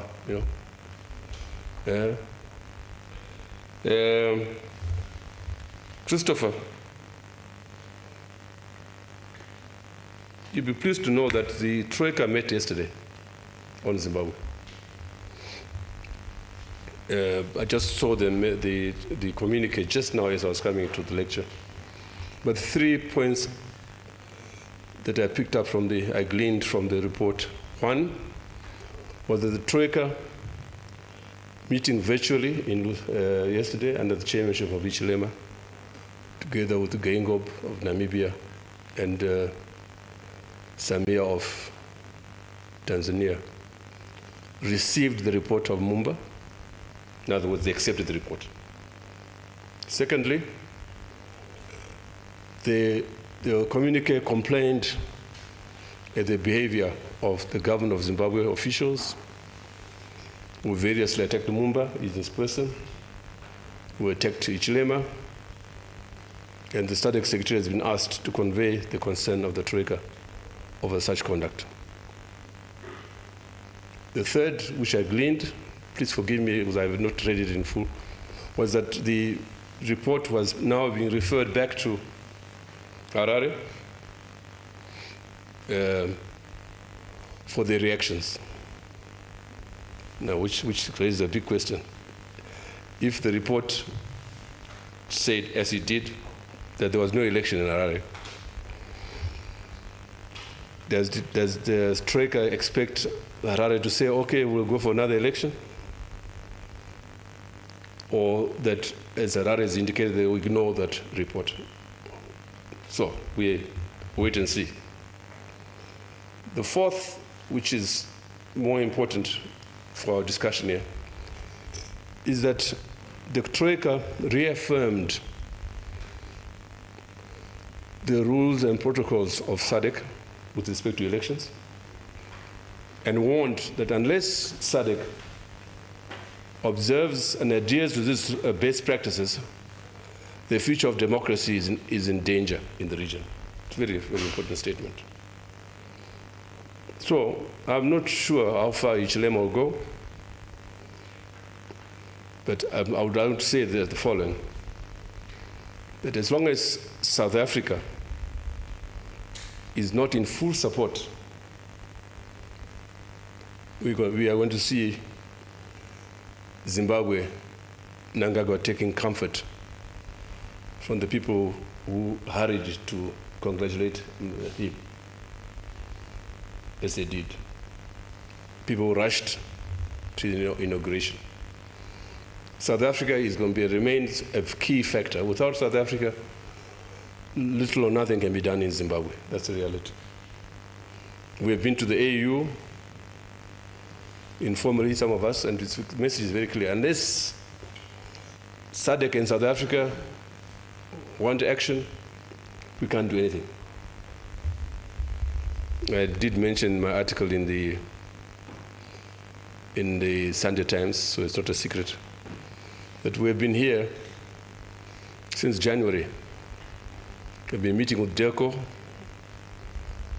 and I was pleasantly surprised to find that DERCO, the officials therein, that is, the minister and the officials, are really on the same page with all of us about the need for action on Zimbabwe. But it's clear to me that the executive,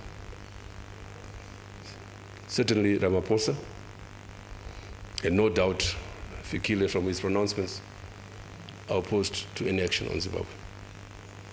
In fact, everything has been delayed because so far, several attempts to have me and my delegation meet President Ramaphosa have been a waste of time. And that's why my last paragraph I'm appealing. And that's why I'm glad that David persisted and allowed us to come here. So at least in your presence and the presence of the many others who are out there on Zoom can take this message to South Africa as bluntly as I've said, that if you want the Zimbabwe question resolved, you can do it. It can be done tomorrow. Not by military intervention, by simply reading the Right Act to Harare, period. But the following has to be done, or else 1, 2, 3 will happen. Simple as that.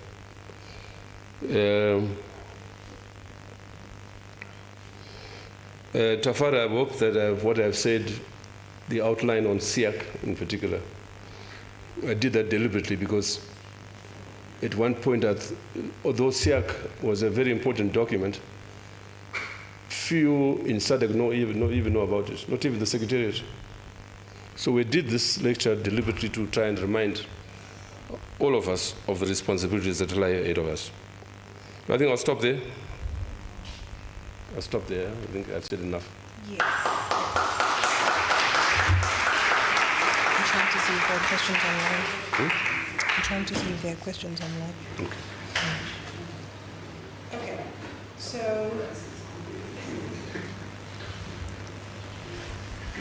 Okay. So we actually have 10 minutes left. Okay. Yeah? So that means really be succinct. Like by succinct, like really, really summarize your question. So we're going to take hands. So Datembeki will take you and, all right, oh. Are you allowed as the host? I'm joking. So we have 4 questions, and I think this literally will be our final round, considering the time. So Datembeki, you take them. Thank you, Madam Chairman. Let's back the South African Institute of International Affairs. I think Ibbo has given us an answer to why there is no solution to the crisis in Zimbabwe. Every country around Zimbabwe is cannibalizing the country. They are cannibalizing the human capital of Zimbabwe. The ones further afield are cannibalizing the diamonds of Zimbabwe. There are others now going to cannibalize the lithium in Zimbabwe. So there is literally no one who is interested in the welfare of the Zimbabwean people. All the big players in SADC, like South Africa. South Africa, Zimbabwe is not paying to South Africa. I mean, our retail sector in South Africa makes mega profits from Zimbabwe.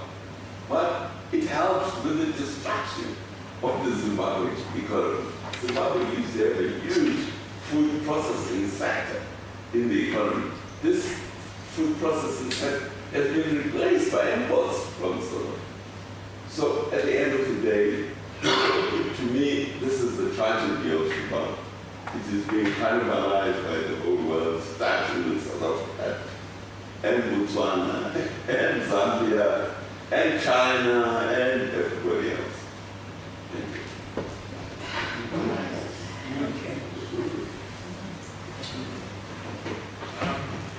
Thank you very much, Doc. My name is Ibbo Mandaza. I am an honors student in international relations. So my focus largely within my honors is the African School of High Art. And there's one thing that we cannot distinguish, or rather try to separate, and that is our history as South Africa and Zimbabwe through colonization, which was by the British. So the biggest case in point is to find that we have these histories and we have leaders within our liberation movement who, for example, we find our SG, and we had, for example, Julius Malema, who was vehemently supporting the Mangawa regime. Now we have ourselves as students who are actually experiencing from, our different experiences within campuses from our brothers and sisters in Zimbabwe. Now we have a difficulty because we have some form of ideological confirmation to what the organization is saying and the loyalty that we have into the organization. But the difficulty that we have is the fact that we are sitting with our brothers and sisters, more especially at these universities, who are giving us a very, very different experience to what we have been told to conform to and what we have been told to actually abide by to, because we have this concept of balance of forces. If we are pro-West, we are against you. If we are pro-East and Africa, we are for you.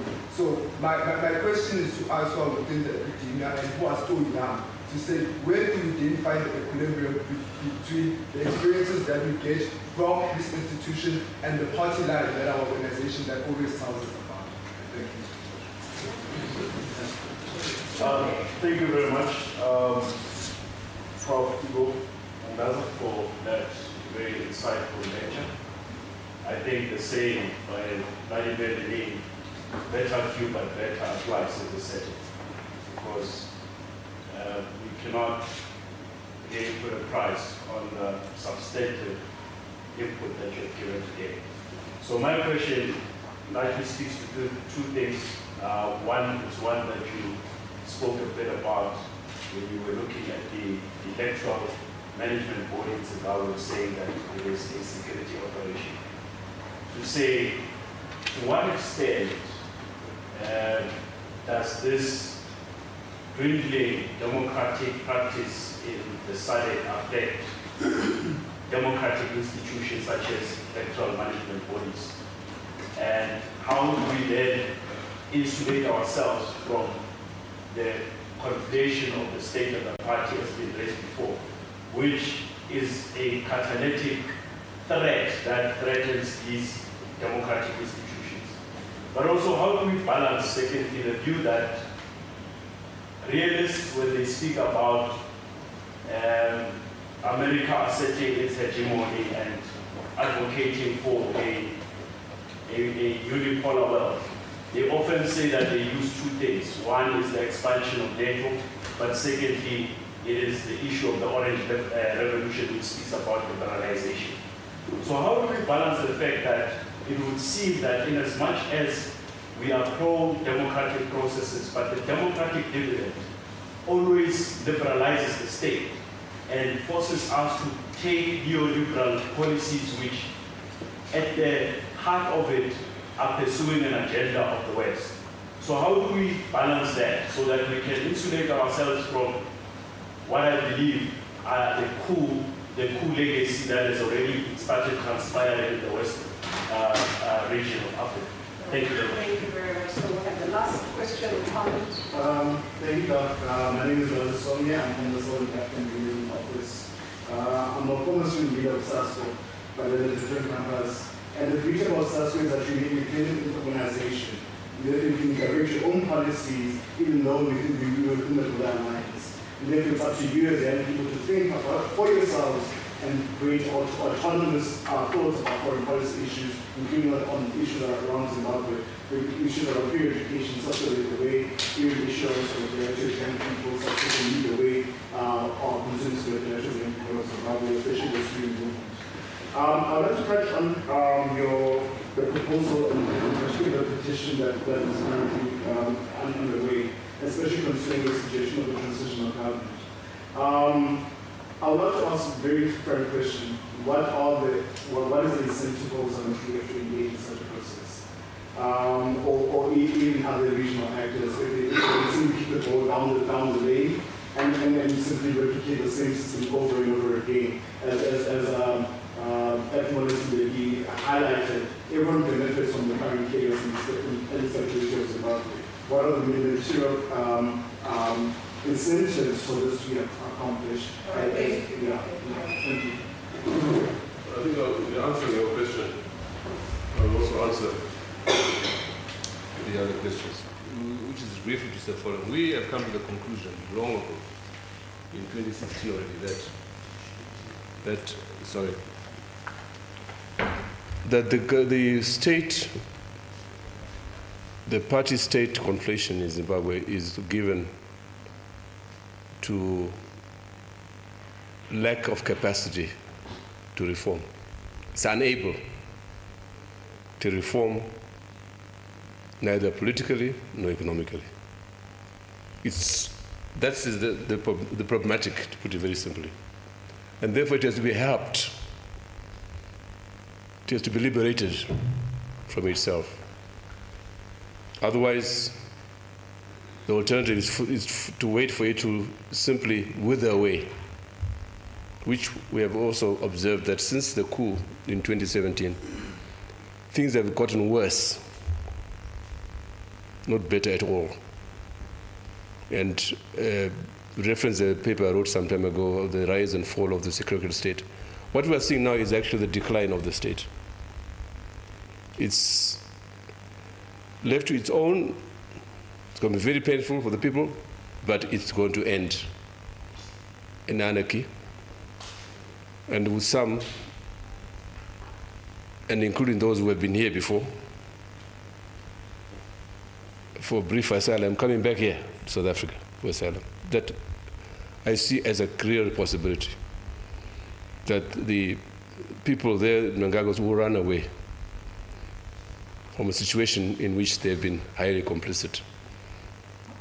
Because clearly, if things are left to what they are, the people in Zimbabwe will suffer more and more. The economy will bigger and bigger crisis. So the petition, therefore, was both a statement about the nature of the condition that we are in Zimbabwe and what's required to be done urgently. There's no other option, in our view. Now, I don't believe that if the region, and including South Africa, were to insist that there should be a negotiated settlement, another transitional government, they call it GNU, Transitional Authority, I have no doubt that Mnangagwa will agree. Because he knows that there is need for a solution in the country. He is aware of that. There is need for a solution in the country. So we are saying that we need to create the conditions, the diplomatic conditions, through which Mnangagwas can find a solution that might save them too tomorrow. Because this is clearly, I must also say that there's been no open objection to our petition. Not a single official statement against the government. Which means that there is a quiet acknowledgement that the country should move on. And the level of expectation in the country around the petition, the level of expectation that SADC must do something is very high in Zimbabwe right now. People expect that the logical should be done, which is to call for a transitional arrangement sooner or later. Now, also, there's another reason for that. The other reason is that even if the opposition were allowed to win, to take power, they don't have the capacity to run a government. Due respect, Triple C, you don't. You know that. I asked Chamisa very bluntly that if you want, how many can be members of cabinet in your group? You could even count 10. Okay? So the transitional arrangement helps both an eroded ZANU-PF which is a mess already, and an incapacitated CCC. And our proposal is saying, look, put the best that you have in ZANU-PF, put the best in CCC, but a third component, equal, must be Zimbabwean from civil society. Technocrats who know what they're talking about. Yeah? Excluding us, Mandaza, who's part of the sponsorship of this thing. But we have enough people. We have names even. Some might be in this room. We have names of people who can go there and make a difference in the government. But without that, I don't see any progress at all. So, my appeal stands. Thank you.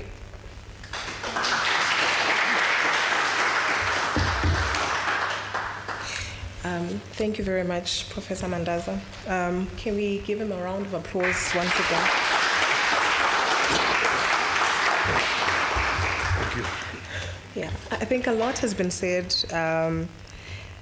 from the audience, and I think also a particular call that has been made for all of us.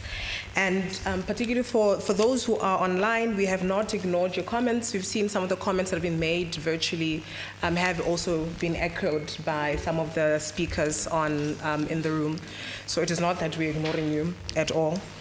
With that being said, I would like to welcome Dr. JP Law to actually give us a vote of thanks, given that we are 4 minutes past the time to end our meeting. Okay, Dr. Joel.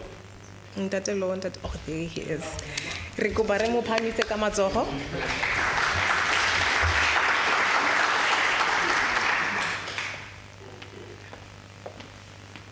Good evening. Well, they say time is short, so I'll start by saying all protocol observed. In that way, I believe it would mean that all of the persons who need to be recognized have been recognized duly. To our facilitator, thank you very much, Rala Buhama, for taking us through this journey until this time. Even though we started a little bit late, but still trying to make sure that we finish on time. So, Memo Kwena, thanks very much. And of course, also, I'm just going to recognize our speakers as they went through the evening, if you would allow me, and try to be disciplined at the same time. Because, Prof, there's a number of things that you raised that I thought were quite insightful, and also some of them provoked quite a bit of discussion.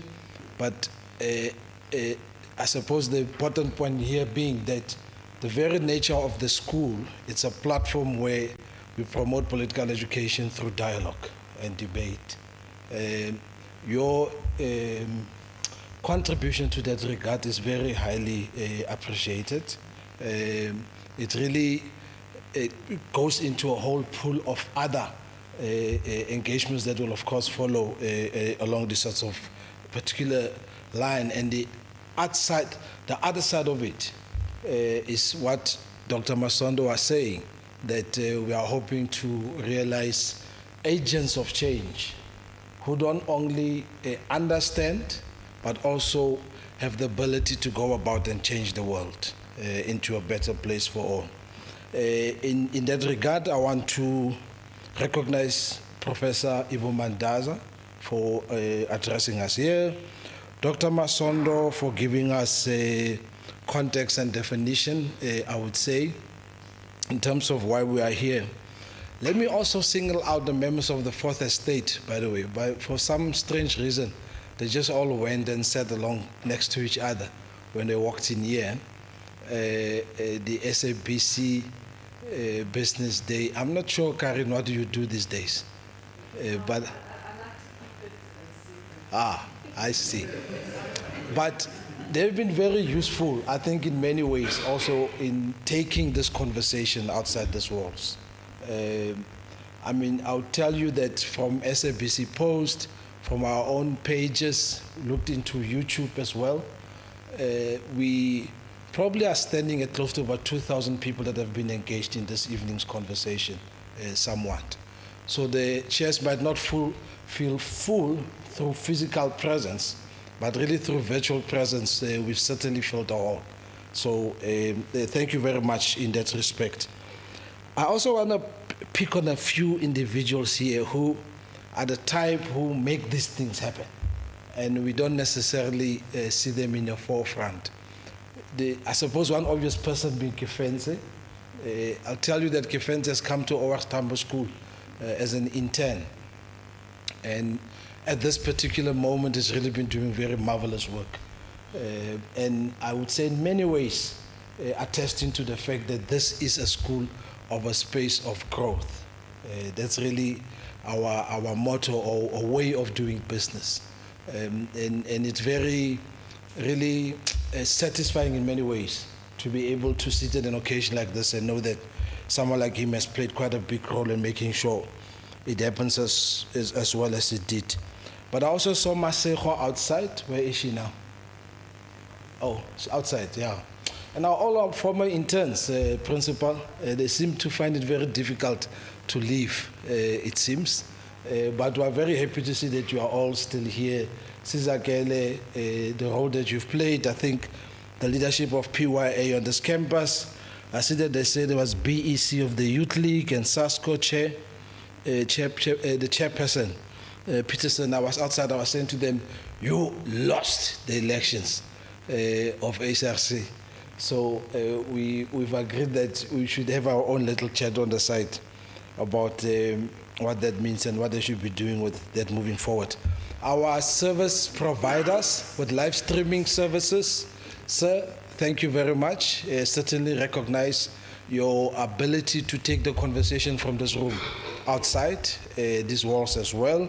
And also a photographer who's here, Sfundo Kulu, who I'm sure all of you have seen walking up and down. I'm not seeing him here now.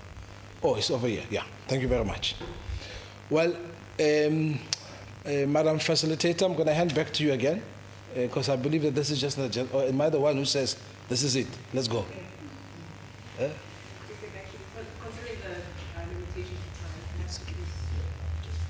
Oh, okay, no, I'm told that there's gifts as well. I'm not sure for whom, because I'm also speaking here. So. I'm not sure all the people are going to get leaves. But thank you all really very much. To yourself as an audience, the engagement tonight, thank you for your participation, the kind of like views that has been shared here as well. Thank you very, very much. So, Kefenze, and it's taking so long. I wonder if he's going to drive in here with a car, or just a small box or something. While we're bringing the gifts, Yeah. Prof. Mandaza also gifted the ORTSoL. Oh, yes. We should call the principal up for that. Yeah, so that you also receive. So it's wonderful to have guests like Prof. Mandaza, who actually always comes bearing gifts. I So. was saying to Prof that at least SASCO accept defeat. Electoral defeat, unlike ZANU. Thanks, Prof. Principal, we're not done yet. Oh, okay. You receive and you give. Oh, good. This one? Oh, okay. So, Dr. Ibbo, this is a book produced by one of our board members. It's about the history of South Africa.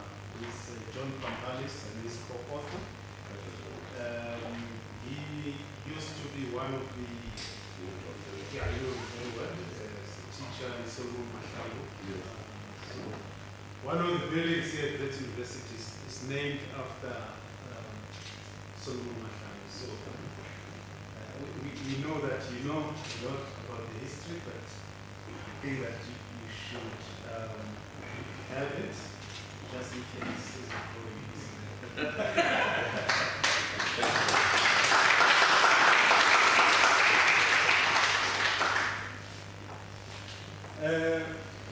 Dr. Dikelele Mkwena, by the way, she's, as I was saying, that the way we develop modules, we get experts on subject matters. So she played a major role in providing content and guidance to the gender module. So I'm not only thanking you today for your facilitation of this session, but I also thank you for the contribution that you've made to the development of the gender module, which many of the people find it very, very useful. I know we didn't pay you for the development of that module, but thank you very much. So this is our payment in kind. And by the way, it's also the t-shirt, during winter, you will wear this jacket, the Prof also has the same. And I hope, Prof, you will proudly wear what we've given you. It's a jacket, it's a winter jacket. Thank you very much. Over to you.